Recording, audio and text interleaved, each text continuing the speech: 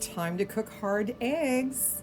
Now I wanted to show you the difference between a 3-quart, which is what this is, my little Mighty Mo, and what a 8-quart is, which is actually behind my 3-quart, so I can't show it to you right now. But for the 3 and 6-quart, this is the size that you get to cook your eggs in. So if you like to do a whole lot of eggs and want to save time, you might want to get the 8-quart. Otherwise, if you want to save space in your kitchen, that 3-quart is plenty for one person. Maybe even possibly two, but I probably would do a 6-quart for 2 people. So I'm going to go ahead and get started. I'll keep coming back and recording as I do the different steps for you. Okay, most important thing is 1 cup of water in a 3-quart is what you cook with. I would rather you forget to put the eggs in and get the water in there, because this is the most important thing you can remember, other than make sure your silver liner is in there when you pour this in.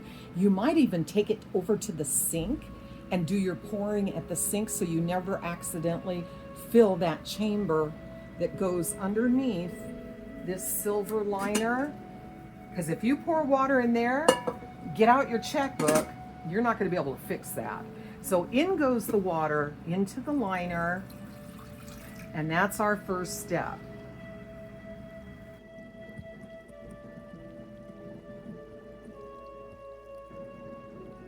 And that was 13 eggs. Next, we're going to lower these down very carefully into the water. It doesn't matter if they stand up perfectly. It's okay if they fall over. It's no big deal. Excuse me. And then I tuck down the handles on the sides so they don't get caught in the mechanism when you shut the lid. And they'll be there for you to pull it out so you don't burn your fingers. I wear gloves too.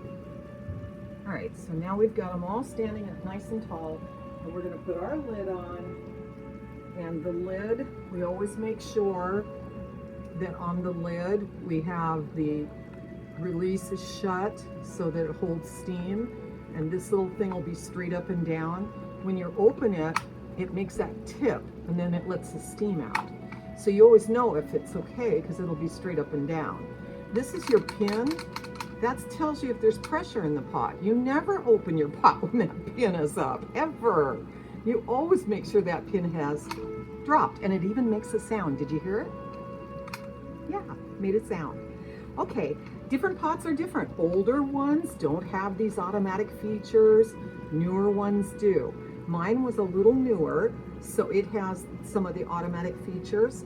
I'm gonna line up, I don't know if you, oh dear, I don't have a flashlight. One moment while I run and get my flashlight. Okay, next best thing to a flashlight is a table lamp. All right, now, can you see the imagery on here that's built into this pan lid? There's a matching one down below that points up towards the ceiling, and I'm gonna match where that is onto the one below, so that when I do it, oh, did you hear that? I'm gonna be quiet and let you hear that again. It sings to you. When it goes down, it makes this noise.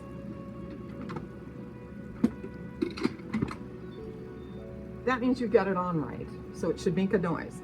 Then once you press it down and turn till it locks. That is a clockwise turn. Starting here with the handle, and it goes to the right. That's clockwise. Okay.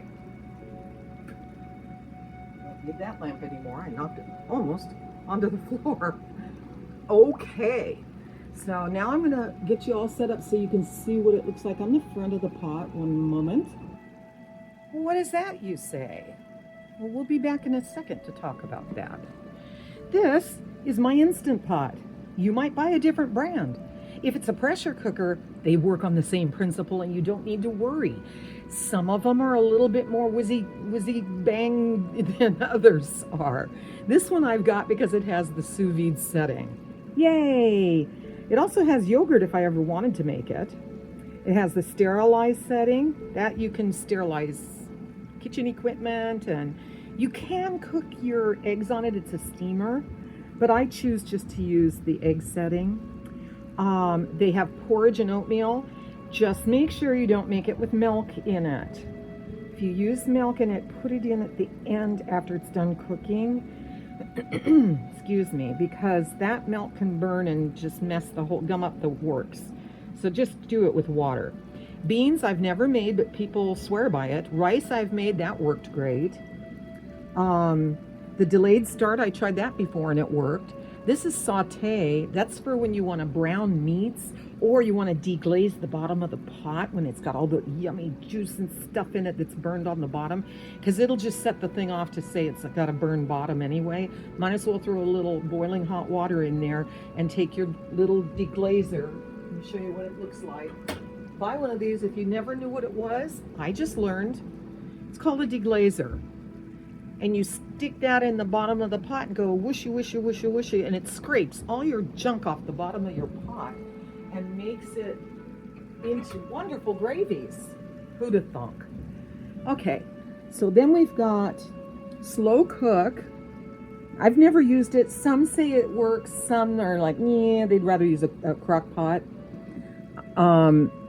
I bet you slow cook would keep your stuff warm if you were going to serve it to company.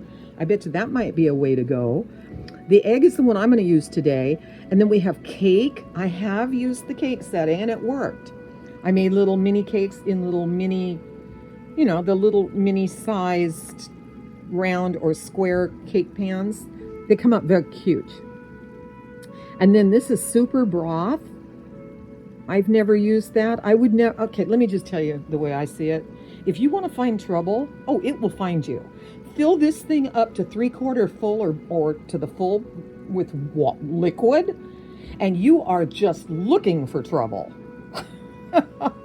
I would get the great big one and fill it halfway up, but never 3/4 or full, even though they tell you it's okay. Because when you go to let the steam off of that thing, I don't care if the pin has dropped.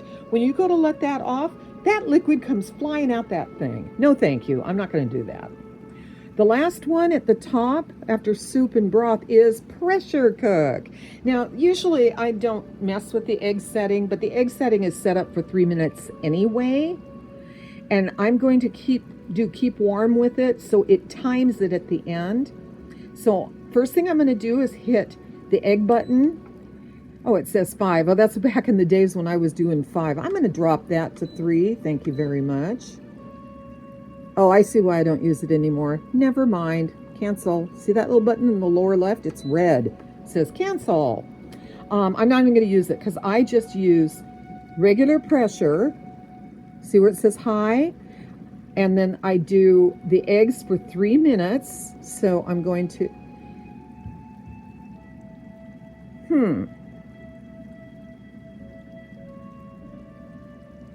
Doggone, I think I do use the egg setting. Okay, back to the eggs. Don't mind me while I do this. I go back and forth between the sous vide and the other, and I forget what I did. Eggs, we want 3 minutes, not 5. And it's on low, and I think that's pretty specific, is in order to keep them from burning. So we're going to do them on low for 3 minutes, and we're going to have the keep warm button on. You can turn it on and off. It's on when it's lit. And when you're all set to go, you hit start button. Hello. And up in here, it tells you in little tiny letters, preheating. When it pops to the middle one, it's cooking. That'll be 3 minutes. And then when it gets to keep warm, it'll count how long it's been in there. So if it's been in 3 minutes, it'll say 3. If it's been in 6 minutes, it'll say 6. If it hasn't yet got to 1 minute, it'll probably still say just 0. Okay, so what we want is we want to take our timer and set it on 16. Why? Well, it does the same thing as this thing, kinda, except for this one will say 13 when it's done. This one's gonna say 16 when it rings. So as soon as this beeps, indicating it's going to start cooking, I will click this one and turn it on. Why? Because when I next hear a beep, it's going to be this pot telling me that it's all done and it's going to start counting. When it gets to 13,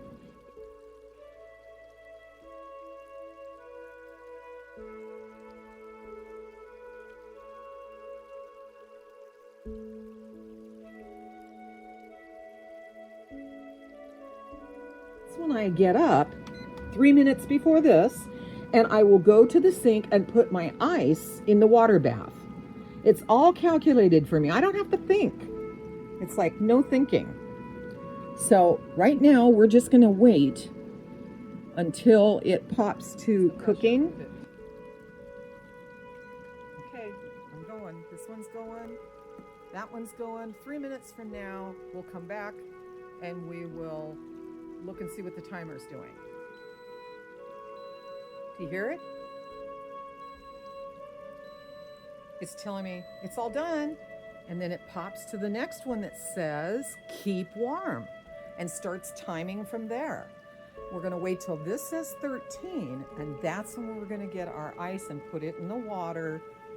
And then when this one says 16, then that's when I release the pressure on the pot and let the rest of the steam out if there's any. Sometimes it won't have any in there. And then I take the eggs out and I take and go one by one. I lift them carefully with the tongs and I keep a glove on my left hand as I hold the bucket.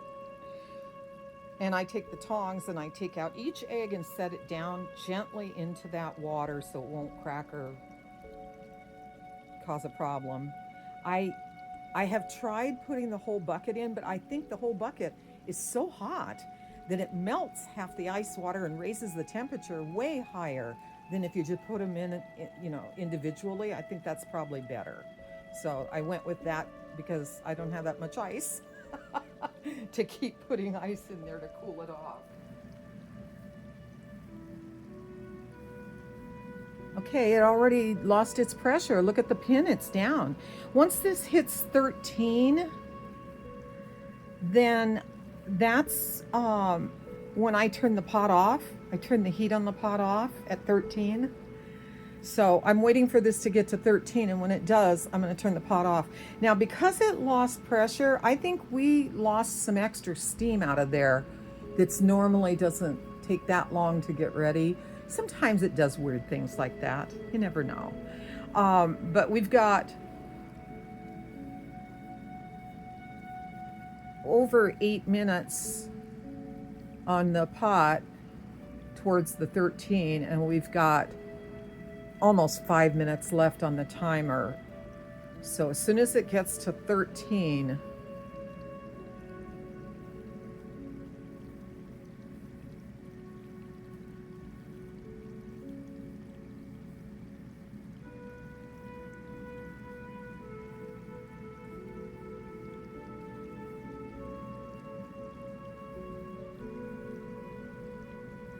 I'm not sure what's going on with this one. I'm going to do, once this gets to 3 minutes left, that's when I'm going to turn this off. And I'm going to walk over and put the ice in. And then I'll come back and let the pressure off. And I'll do that with you. Okay? So I'm going to turn this thing off as soon as this gets to 3 on the right.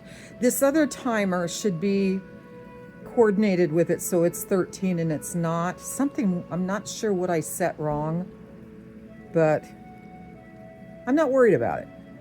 It's all good. I trust my trusty timer. I like doing it 13 minutes past the cook time. That seems to be the magic number for me. So...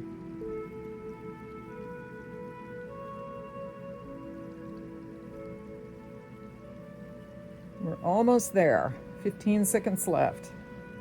I feel like blast off. 10, 9, 8, 7, 6, 5. Say it with me. 4, 3, 2, 1. Blast off. You notice it says off on my little Mighty Mo.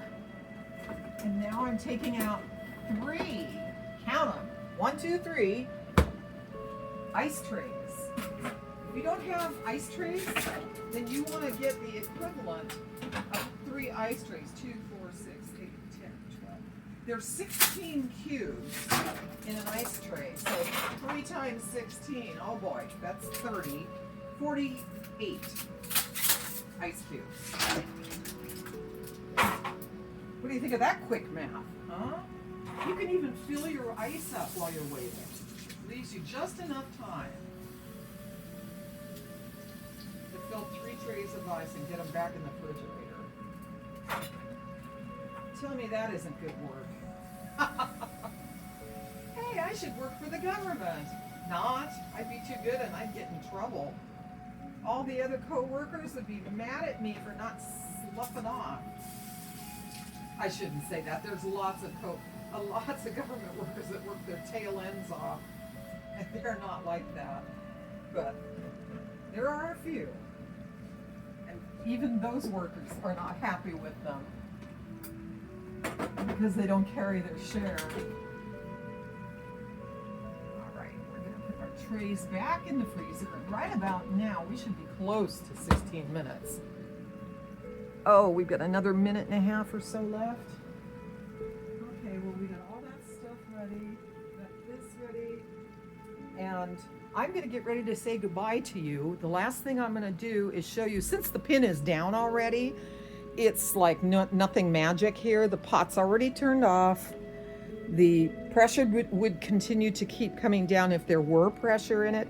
I think I normally do the 8 quarts, and they're 1.5 cups of water. So I'm thinking about the pressure in them. Now, when you pick up your pot, if it's under pressure, it's very dangerous to do that. Never touch the lid. You touch the handles underneath the lid, and you can turn it. I want it to be turned so you can see it better. Goodbye. You are the weakest link. Okay. Let's just grab that and put it back up here. All right. 28 seconds to go. 7, 6, 5, 4. Okay, now we're going to focus in. Oh, please. Don't you just love the dramatics of camera work? It is an art, which I am not that good at. Okay, there it goes. So now, if this pin were still up, that would mean there was pressure. So you have to do the pressure release, which you go like that, and it would go, and it would come out here. Except I don't have any pressure in my pot, so it's not going to do that. Instead, it's already ready to open. There's going to be a lot of water in the lid, so be careful not to burn yourself. Yes, we can turn off that. There we go. And then here's one thing I do sometimes. Oh, let me just back this out for you. There we go. I will take the tongs, if I don't have my gloves, and I'll pull them up.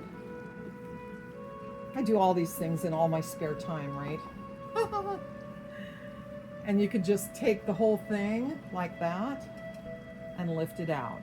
You let it drip just a little bit. It's not a big deal.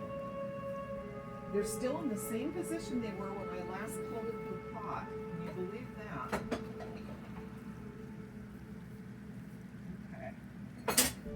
And that's all she wrote. Take my hard-boiled eggs and prepare them. So I'm just going to give it a whack and a whack on both sides. Then I'm going to roll it from the base up to the tip, like that.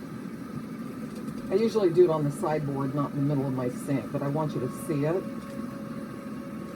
Okay, and then I take and I just peel from the pointed tip down.